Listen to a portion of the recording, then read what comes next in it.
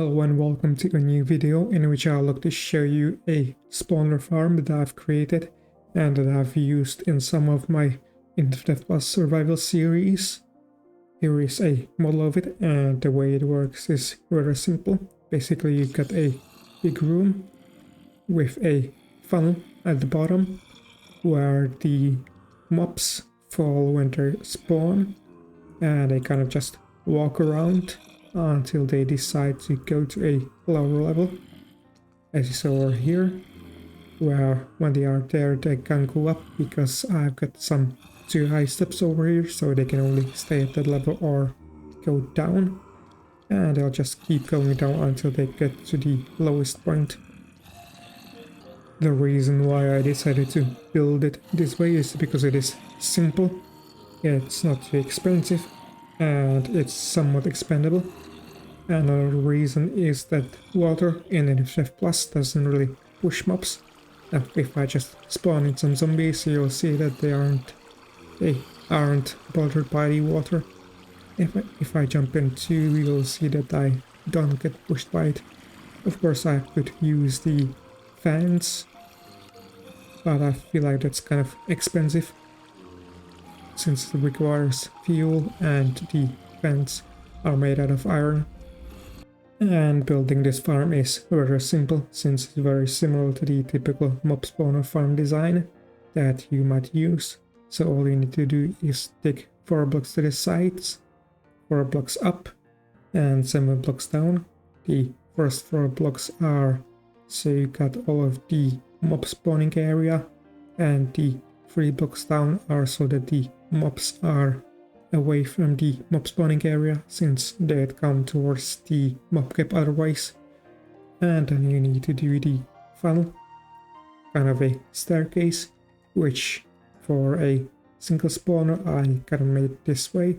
So you got 2 blocks, so going from the sides you got like 2 blocks and 2 blocks down, then 1 block, 2 blocks down, and then you got this 3x3 area where you got a 1 block hole. And you shouldn't also forget about the fact that spawners in Infdev Plus will burn out, which will stop them from spawning mobs. But you can of course reactivate them by using a fire charge, which means that you will need to make a hole at the side of the room to reignite the spawner, which may be a bit annoying if you are using this farm to make some points, because you'll need to sort of go back and forth between the place from which you'll reactivate the spawner and the place where you'll be killing the mobs. Also, if you are using the farm to make points, then I recommend killing the mobs after each time the spawner runs out, rather than activating it several times to let them accumulate, as I believe that the mobs might despawn while you wait. Now, that was the basic farm design, but you can of course make some changes to it. One change that you can make is to make the floor out of some slippery blocks like ice, packed ice, or the ethereal sand, as I believe that this will make the mobs go down faster since they'll kind of slip around. Or you can use the fans to push the mobs around, which can be especially useful in the Astral dimension since it's perpetually day in there, so you can use the solar planners, that way you don't consume any fuel. Aside from making the floor out of different blocks, you might also want to make the farm bigger, since you may find several spawners close to one another, in which case you just need to make the room bigger and the funnel wider. Just be careful not to make the funnel too wide, as the mobs might start dying from fall damage. I'm mentioning this because fall damage was a problem for me in my hardcore world, where I used a tower from the Lich Castle as a farm, but the problem was that the tower was quite high, which would mean that the mobs would die from fall damage. So to prevent this, I added some water above the funnel, that way their fall distance would get reset Next, I'd like to talk about the killing methods, which depend on what you want to use the farm for. If you want to use it to farm points, then you'll need to kill the mobs yourself. But if you only care about farming the items, then you can just use something else. I'd recommend using the quicksand.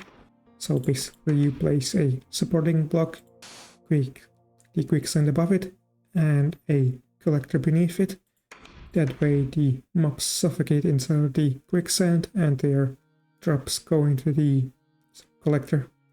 Also, the reason why you should have a supporting block instead of another block of quicksand is because the way that the quicksand currently works means that the more quicksand blocks the mob is touching, the slower it will go down, so it's better to have fewer quicksand blocks.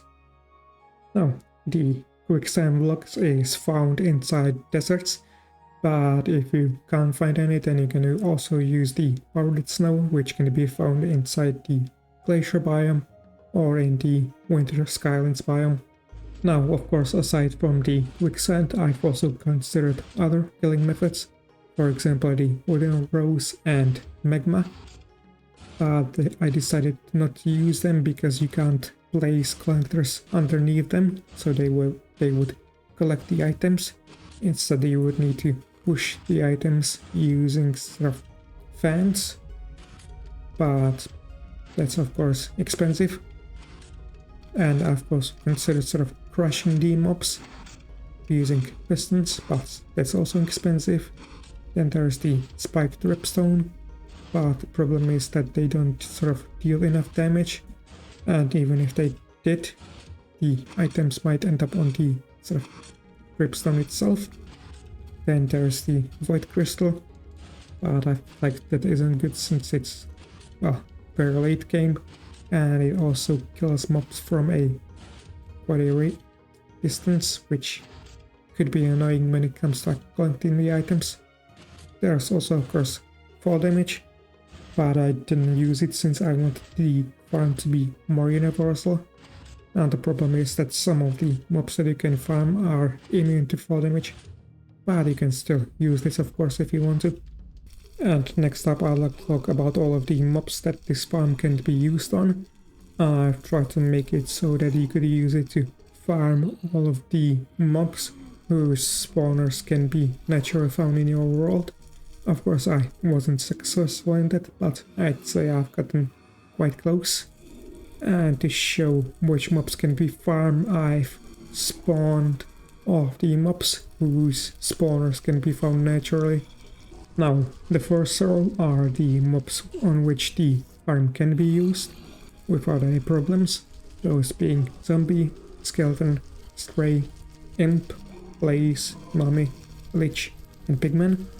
Now, for the blaze and the pigmen, I'd also like to mention that they are immune to fall damage, which means that you'll need to use like the quicksand or something else to kill them. But for all the others, you can just use the fall damage. The second row are the mobs on which this farm can't be used. The first being the spider, as the farm relies on the fact that mobs can't climb 2 height steps. The second mob is the flood, that's because the flood can't survive outside of water, which means that it will sort of eventually suffocate instead of going to the middle where its items can be collected. And the last one is the slime, due to its varying size and the fact that it kind of just jumps around, so I don't think this farm works all that well. So instead I'd recommend, for example, using these sort of gold farm that I've designed around slimes, which I've shown in another video. And the last one is the treant, for which the farm can be used, but you'll need to modify it a bit. And by modification, I mean that you should make the collection area 2 by 2 blocks instead of 1 block. That's because otherwise the treants wouldn't fit. And another thing that I would also recommend is to not use the quicksand to kill them, and to use the fall damage instead. because as I've mentioned earlier, the way that the quicksand works means that the more quicksand a mob is touching, the slower it will fall. As you can see right now, it's falling very slowly through the quicksand. And that will be it for this video. Hopefully my explanations made sense. I don't believe that this farm is too difficult to make. But anyway, if you want to check out this world, then I'll be including it in the description. And if you have any suggestions as to how I can modify this farm, then you can leave them in the comments, and I might make a follow-up video where I include your suggestions. But anyway, that will be it for now, and I'll see you in the next one.